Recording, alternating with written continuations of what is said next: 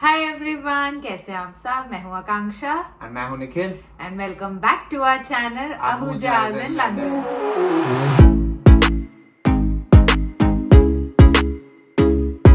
तो आज की वीडियो में हम बात करने वाले हैं on one of the hot topics that is IT jobs in UK. So Nikhil का experience is in IT sector majorly, मेरा फाइनेंस में है, so we have an expert here. So let's start with the video with a very basic thing कि पहले निखिल अपना introduction देगा and then we'll move forward in the video. So Nikhil, introduce yourself as a person representing the IT sector. So guys, I have done BTech in computer science. I wanted to give you a brief overview कि मैं किस background से आया हूँ and then how did I ended up finding a job in UK. So I did BTech in computer science back in India. So I started off as a software engineer, like a full stack developer. Then with the company back in India, I was given a role to work as a data engineer. So currently I'm working as a solutions architect slash data architect. So my roles and responsibilities revolve around the big data side of the things. Whether it is like migration of workloads from one cloud to another, on-premise system to cloud, or maybe modernization on top of cloud. So my experience mostly revolves around the cloud exposure, whether it is like all the three public cloud providers, AWS, Google Cloud, and then it's like Microsoft Azure. So I have got expertise of working on all the three public cloud providers. So मुझे एक question आया while you were introducing yourself कि how did you transition from software engineer to data engineer? Easy था, मुश्किल था, and कैसे हुआ basically? I think transition, I would say, was kind of mixed thing, because as a software engineer तो coding से तो तुम familiarize होगे because it's also always like a code script, programming language was always remain the same. जो coding syntax है उसमें कोई vary नहीं होता, but it's just the scale of the project. So when I talk about big data, I'm talking about terabytes, petabytes, like huge amount of data that we need to handle. So scalability performance is one of the critical issues that you need to handle while working as a data engineer. So for me to transition from software engineer to a data engineer, so मेरे को काफ़ी learning platforms पे खुद से I have to dig into different online materials available in the market. And then कुछ certification programs भी थे like Google Cloud, AWS, सब certification programs launch करते हैं. And the best thing was that I got a hands-on experience which was given to me by the company itself to jump direct into a project. So उससे मुझे काफ़ी advantage मिला कि because तुम learning materials तो पढ़ते हो, but unless you get into the hands-on side of the things, then only it starts to make sense कि तुम्हें कैसे handle करना है. Yeah. Not easy, it was kind of average. But I think the thing that worked for you the best was कि तूने theoretically तो करी पढ़ाई, but practical experience से it was easier for you to transition. So next चीज जो हम cover करने वाले अपनी वीडियो में वो है कि कौन सी jobs हैं जो high in demand है UK में for the IT sector. So अभी आज की डेट में when I was like looking into the job market in UK, so काफी जो niche skill set वाली jobs थी वो थी I think data analyst, business analyst, data engineers, or you can say cloud engineers, because cloud engineers, data engineers work hand in hand. Or I think not only just the technical side of the things, I would also say कि project management, product management, ये वाली line भी काफी upcoming है, especially in UK, because you see all the startups coming into the picture. The difference between the project manager and product manager is that project manager are mostly into the consulting side of the things, when you are giving into different kind of IT consultancy projects. So हर किसी project को lead करने के लिए you need a point of contact, So project manager वो handle करते हैं like the delivery of making sure that everything is achieved as per the timeline. And product manager होते हैं especially के जो कि स्पेसिफिक प्रोडक्ट पे फोकस कर रहे हैं, उनकी feature enhancements, improvements, bug fixes, the entire road map of the product जो डिफाइन करते हैं वो होते हैं product managers, and who is gonna do what kind of thing. So both actually work side by side, but एक consultancy ये field में focus करता है और एक प्रोडक्ट बेस्ड फील्ड में फोकस करता है. So I would say like all these skill set like data analyst, business analyst, IT engineers, IT security, DBAs, all these are quite upcoming market in UK as of now. सो ये जैसे बात कर रहे थे about the hot jobs और high demand jobs in UK, I have a question कि out of all the jobs that you stated अभी तक 6-7 जितनी भी थी, उनमें से व्हाट डू यू थिंक के next big the hot job कौन सी होने वाली है? I think cloud engineer जो है, whether it is DevOps engineer, platform engineers, DevOps/platform or a data engineer or a normal software engineer, I think इनकी demand ऐसी है कि ये एवरग्रीन जॉब्स हैं. क्योंकि स्पेशली जब से रिमोट वर्किंग स्टाइल हुआ है, people are now moving their workloads to cloud, ताकि स्केल मैनेज हो पाए, ताकि रिमोट वर्किंग मैनेज हो पाए, मैनेजमेंट ओवरहेड कम हो क्लाउड से, जो जितने भी एडवांटेजेस होते हैं क्लाउड पे मूव होने के लिए. सो आई वुड से कि क्लाउड एक ऐसी स्किल सेट है that adds a lot of value to your CV. And how to get into the cloud exposure is basically कि क्योंकि जितने भी पब्लिक क्लाउड प्रोवाइडर्स है, whether it is Amazon, AWS और गूगल क्लाउड प्रोवाइडर्स और Microsoft Azure, ये सब basically आपको प्रोवाइड करते हैं to sign up for that cloud provider. And ये जब भी आप साइन अप करते हैं, आपको कुछ फ्री क्रेडिट्स देते हैं ताकि आप उसको यूज कर पाओ अपने डे टू डे अपने कोडिंग स्टाइल प्रैक्टिस को अपना उसको इम्प्लीमेंट कर पाओ उन क्लाउड प्रोवाइडर्स पे. एंड मोर और less I think there's also another way is to attempt for the certifications.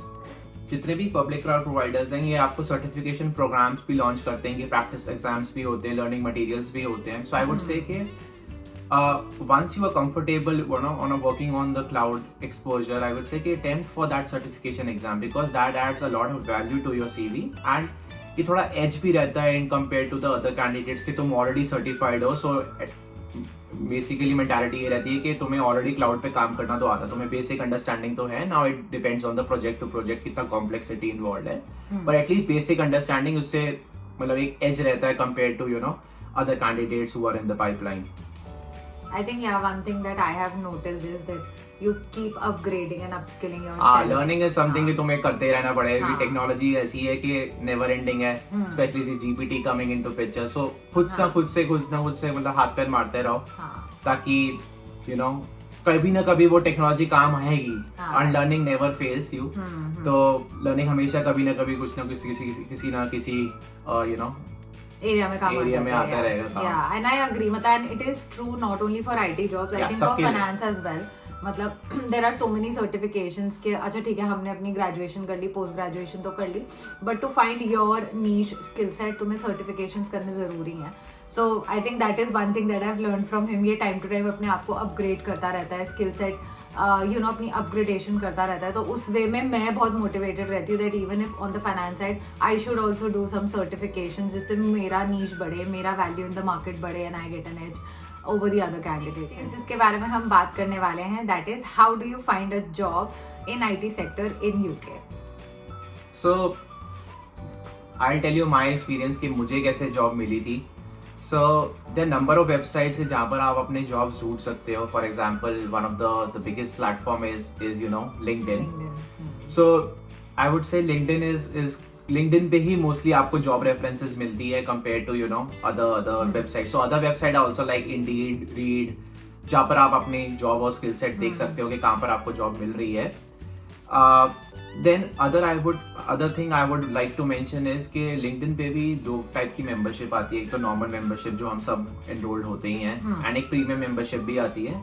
So premium membership का एडवांटेज ये रहता है कि जब आप प्रीमियम मेंबरशिप खरीदते हो तो आपको एक फीचर मिलता है that you can contact the recruiter directly. So आप जब भी जॉब सर्च कर रहे होते हो उसमें रिक्रूटर का नाम मेंशन होता है.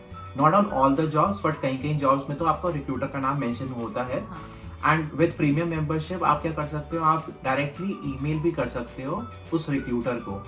एडवांटेज इसमें ये रहेगा कि वो थोड़ा आपको एक तरह का आई वुड से कि personalise message you can send to the recruiter that you are very keen in joining the job that is listed.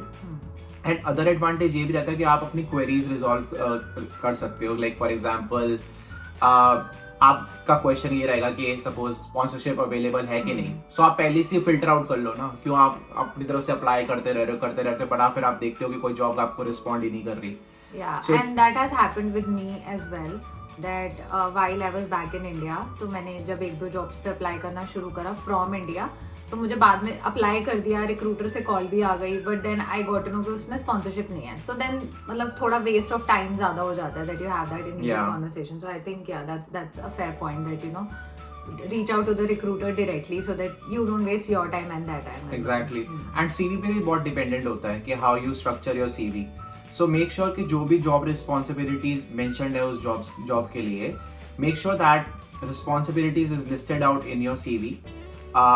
And काफ़ी सारे प्लेटफॉर्म्स हैं जो कि आपको रिज्यूमे एडिटर्स वगैरह मिलते हैं जहाँ पर आप ऑनलाइन टूल्स अवेलेबल है. आई प्रेफर के मैं भी खुद एक यूज़ करता हूँ, सो आई ऑल्सो प्रेफर के उसके थ्रू आप एक तरह का अपना स्ट्रक्चर्ड रिज्यूमे टेम्पलेट बनाए ताकि आप उसको यूज़ कर पाए for all your job listings.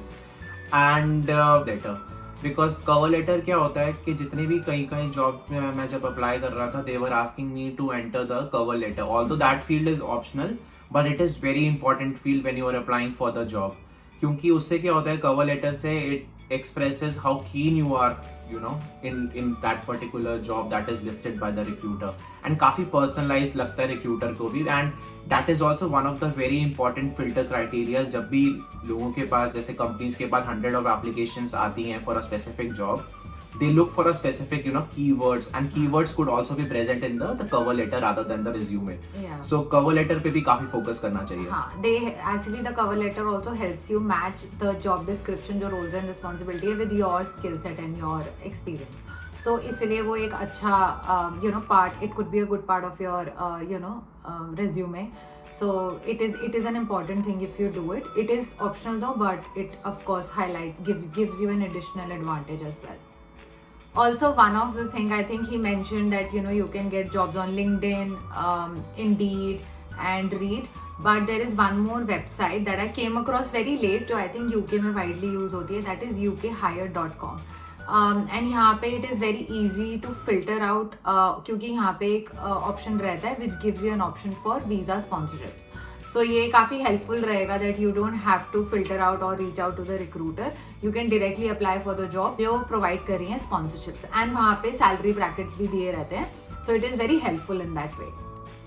So let's move on, and मेरे को जानना था, and I think the people also who are watching the video, they want to know कि IT sector का working environment in UK कैसा है, like overall. So working environment overall is quite flexible here in UK. But it surely depends कि किस company के through आप काम कर रहे हैं, किस प्रोजेक्ट पे आप काम कर रहे हैं, उस पर बहुत डिपेंडेंट होता है.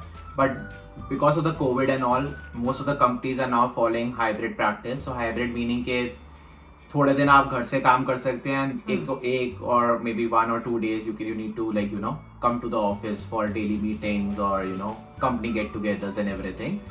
But mostly hybrid रहेगा. Remote भी हो सकता है. That is also one of the I think most of the companies do provide remote working environments, but काफी flexible रहता है. Whether it is work from home policy, leave policy, काफी flexible है. आपको कोई they are very considerate in terms of when you are applying for a leave. यहाँ पर बहुत planning चलती है in advance कि आपको कब leave लेनी है. So make sure if you are already having a planned structure in place, तो आपको कोई problem नहीं होगी in terms of applying for a leave or applying for a sick leave as well or no. So काफी flexible है इस चीज में. And I think one thing that I have noticed is कि यहाँ पे लोग encourage करते हैं कि leave low, plan your leaves and take leaves. So वो culture मुझे काफ़ी अच्छा लगता है. And one thing I think the reason that is happening is क्योंकि यहाँ पे ना आपका leaves carry forward वाला फंडा है ही नहीं. तो जैसे इंडिया में होता था that you would save your last few leaves, जैसे 5-6 leaves या 10 leaves to carry forward in the next year. यहाँ पे वो होता ही नहीं है. So all your leaves will lapse if you don't utilize them. So यहाँ पे they actually encourage you to plan your leaves, take holidays, और मतलब अपना plan करते रहो अपनी leaves whatever you want to take. So having said that, जो भी निखिल ने बोला about the flexibility and remote working, this is like the generic culture जो हम लोगों ने यहाँ पे देखा है, which is very nice. But having said that, there are 2 clauses to it. One कि अगर आप banking sector में काम कर रहे हो या ऐसा कहीं काम कर रहे हो जहाँ पे थोड़ा data privacy का issue है, so then you might be required to go in most of the days. But अगर ऐसा नहीं है, then it will be great for you, and then you might be able to do remote working or hybrid working culture. But hybrid I would say कि काफी सही रहता है क्योंकि the reason of for us moving to UK was के थोड़ा exposure भी चाहिए, right? अगर आप घर से काम कर रहे हो तो आप इंडिया से भी कर सकते हैं. Right. Hybrid always add a little value in your like communication skills. थोड़ा एक्सपोजर मिलता है, you know, getting to know different people from different background specially. Definitely. तो वो चीजें भी काफी मैटर करता है. इसलिए आई वुड स्टिल प्रेफर कि hybrid is much better than, you know, working entirely remote. Yes, and it also helps you build your network as well. So Correct. उस वे में भी it will help out to build your network. You will socialize and know people, know different cultures. और यहाँ पे I think the best part is कि यहाँ पे सिर्फ ब्रिटिश कम्युनिटी नहीं है. There are people from all over the world. तो वो उसके हिसाब से उन लोगों के साथ काम करना. So that is a very good experience and exposure that we are getting here. So that brings us to the end of this video. Hope you guys enjoyed this video and आपको भी अच्छा सा flavor मिला होगा of the IT sector in UK. If you have any questions, then do let us know in the comment section below. And also if you want us to make more such videos on any other topic या IT sector से related कोई other topic है, I think one of the topic जो हमारे दिमाग में बहुत ज़्यादा है वो है full time versus contractual jobs. But if you have any other topic in mind जिस पे आप चाहते हो कि हम वीडियो बनाएं, then do let us know. So that's it and have a lovely evening and please subscribe to our channel. Bye bye. Bye guys.